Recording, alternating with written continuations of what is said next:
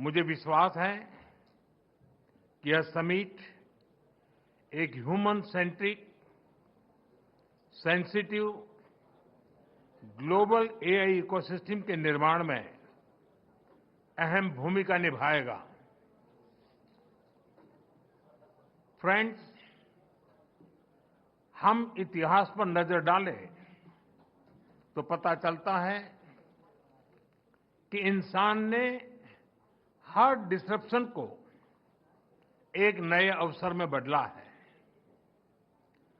आज हमारे सामने फिर ऐसा ही अवसर आया है। हमें मिलकर इस डिसरप्शन को मानवता के सबसे बड़े अवसर के रूप में बदल देना है। फ्रेंड्स, भारत बुद्ध की धरती है और भगवान बुद्ध ने कहा था, right action comes from right understanding.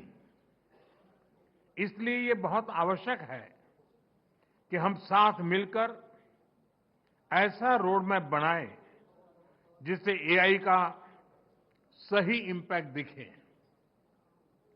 और सही इम्पैक्ट तभी आता है जब हम सही समय पर सही नियत से सही निर्णय लेते हैं। फ्रेंड्स, कोविड ग्लोबल पैंडेमिक के समय दुनिया ने देखा है कि जब हम एक दूसरे के साथ खड़े होते हैं तो असंभव भी संभव हो जाता है। वैक्सीन विकास से लेकर सप्लाई चेन तक, डेटा साझा करने से लेकर जीवन बचाने तक सहयोग ने ही समाधान दिया। टेक्नोलॉजी कैसे मानवता की सेवा का माध्यम बन सकता है, ये हमने भारत में कोविड काल में देखा है। हमारा जो डिजिटल वैक्सीनेशन प्लेटफॉर्म था, उसने करोड़ों लोगों को समय पर वैक्सीनेट कराने में बहुत मदद की।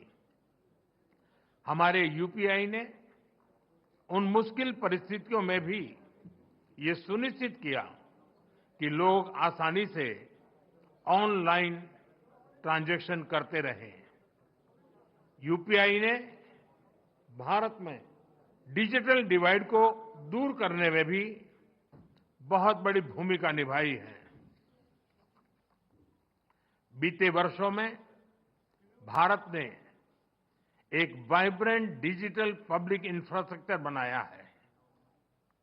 हम इसे दुनिया के साथ भी शेयर कर रहे हैं, क्योंकि हमारे लिए टेक्नोलॉजी पावर का नहीं बल्कि सेवा का माध्यम है। पावर नहीं, एम्पावर करना। एआई की दिशा भी ऐसी होनी चाहिए जिससे पूरी मानवता का कल्याण हो। फ्रेंड्स, अतीत में टेक्नोलॉजी ने डिवीजन क्रिएट किए, लेकिन वर्तमान में एआई टेक्नोलॉजी सबके लिए सुलभ हो, सबकी पहुंच में हो, ये हमारा लक्ष्य होना चाहिए। इसलिए आज जब हम एआई के फ्यूचर पर चर्चा कर रहे हैं तो हमें ग्लोबल साउथ की आकांक्षाओं और प्राथमिकताओं को भी एआई गवर्नेंस के केंद्र में रखना होगा।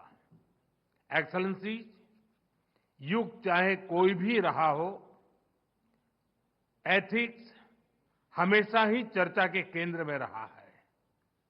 अंतर बस इतना आया है कि पहले अनएथिकल बिहेवियर का दायरा बहुत छोटा होता था, लेकिन एआई में इसका दायरा असीमित है, अनलिमिटेड है।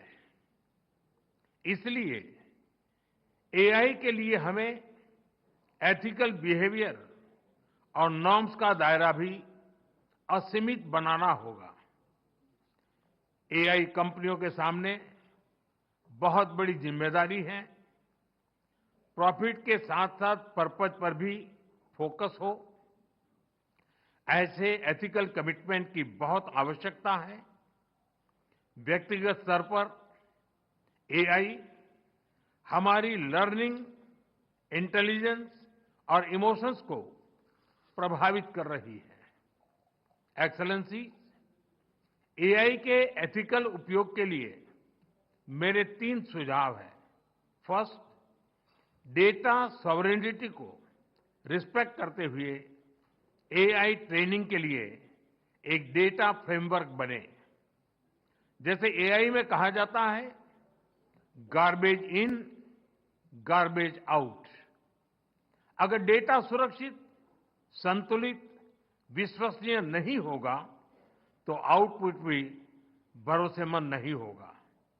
इसलिए ग्लोबल ट्रस्टेड डेटा फ्रेमवर्क जरूरी है। सेकंड, एआई प्लेटफॉर्म अपने सेफ्टी रूल्स बहुत क्लियर और ट्रांसपेरेंट रखे।